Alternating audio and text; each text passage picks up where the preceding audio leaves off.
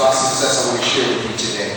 Number one, success literally means you are evicted from the herd mentality. Success means you are evicted from the herd mentality.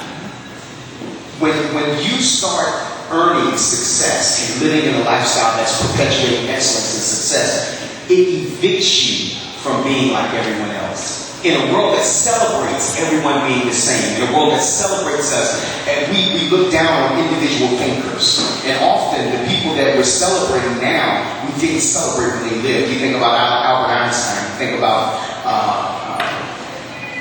Martin Luther King, you think about several other people. During their time, their innovation was so far advanced, they weren't celebrated, because when you start acting in a successful way, it causes you to be noticed by everybody around you. And the issue with that is, it's hard to stay hidden in the herd when you know that there's something greater in your life. Oftentimes, the herd is going this way, but in your heart of hearts, you know it should be going the other way. We were standing in line at the store the other day, and the lady just started talking about how bad the recession was. Do you know how easy it is to get into a conversation about how bad the economy is? You never need an invitation to a pity party. There's one going on all around you all the time. What takes courage and strength is for you to go the other way and say, you know what, it's not so bad. The lady said something, she said, man, I don't know how to feed my family. I said, I do. I'm blessed. I'm just going to keep doing what I do. I'm going to keep being successful. I operate in excellence. She's like, oh, what are you, a millionaire? And it causes friction because people are better suited when you just agree with the foolishness that they're saying. So, number one, success is an automatic eviction from the herd mentality. Number two, success exposes publicly your strengths and your critics.